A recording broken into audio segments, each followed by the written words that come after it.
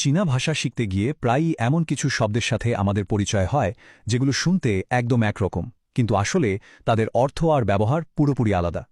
আজকে আমরা ঠিক এমনই 3টা বাস সাউন্ডের শব্দ নিয়ে কথা বলবো যেগুলো শিখতে গিয়ে অনেকেই সমস্যায় পড়েন।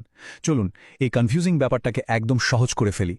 এই যে দেখুন, স্ক্রিনে 3টে অক্ষর বা, পাপা আর বা।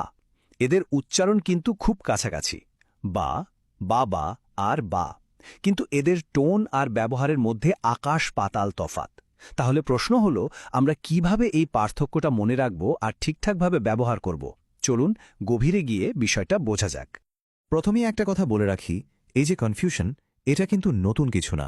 ম্যান্ডারিন যারা শিখছেন তাদের জন্য এটা খুবই সাধারণ একটা সমস্যা। তো কোনো চিন্তা নেই, এই আলোচনার শেষে এই 3টে বায়ের পার্থক্য আপনাদের কাছে একদম জলের মতো পরিষ্কার হয়ে যাবে আর খুব সহজেই এগুলো মনে রাখতে পারবেন। ঠিক আছে, তাহলে চলুন একদম সহজ আর সবচাইতে পরিচিত শব্দটা দিয়ে শুরু করা যাক। পাপা বা বাবা। এটা দিয়ে শুরু করলে আমাদের বুঝতেও সুবিধা হবে। তো পাবা বা বাবা এটা হলো একটা বিশেষ্য বা নাউন, যার সহজ মানে হলো বাবা। এখানে যে ব্যাপারটা খেয়াল রাখতে হবে সেটা হলো এর টোন। দেখুন, বা শব্দটা 4th টোন বা একটা পতনশীল টোনে বলা হচ্ছে, তাই এটা হচ্ছে পাবা। খুবই সোজা সাপকা, তাই না?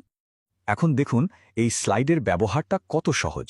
ঠিক যেমন আমরা বাংলা বাক্যে বলি, এখানেও কর্তা হিসেবে আমার বাবা বা ওদে বাবা সরাসরি বসে গেছে। এর গঠনে কোনো রকম জটিলতা নেই। এটাই হলো সবচেয়ে পরিচিত আর সহজ বা। বেশ, সহজটা তো গেল। এবার চলুন পরের ধাপে যাই আর দেখি ব্যাপারটা কিভাবে আরেকটু জটিল হয়। এখন আমরা যে শব্দটা নিয়ে কথা বলবো সেটাই কিন্তু এই 3টার মধ্যে সবচেয়ে কৌশলপূর্ণ, আর সেটা হলো বা বা বা। এই একটা শব্দ বাক্যের পুরো গঠনটাই কিন্তু বদলে দিতে পারে। ব্যাপারটা হলো এই পা বা বা এর উচ্চারণটা হয় 3rd টোনে, মানে টোনটা প্রথমে নিচে নামে তারপর আবার উপরে ওঠে। আর এটা হলো একটা অব্যয় বা প্রেপোজিশন। এর প্রধান কাজটা কি? এর কাজ হলো বাক্যের অবজেক্ট বা কর্মকে ভার্ব বা ক্রিয়াপদের আগে নিয়ে আসা, আর এর মাধ্যমে ওই কর্মের ওপর ঠিক কি করা হলো সেটার ওপর জোর দেওয়া হয়। আর এই যে স্ট্রাকচারটা, এটা মনে রাখা কিন্তু খুবই সোজা। একটা সঠিক বায় বাক্য বানাতে হলে এই 4টা ধাপ পরপর মনে রাখলেই হবে। প্রথমে সাবজেক্ট, তারপর বা, তারপর অবজেক্ট, আর একদম শেষে ভার্ব।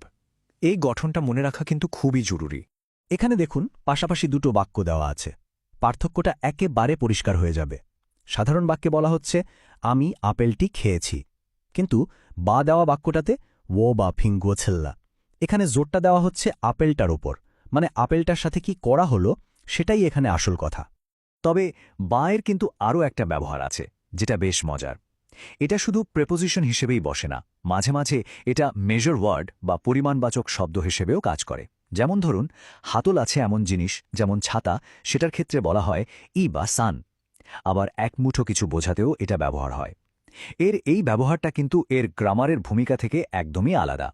তো দুটো তো গেল, এবার আমাদের তালিকার শেষ আইটেম 3 নম্বর বা।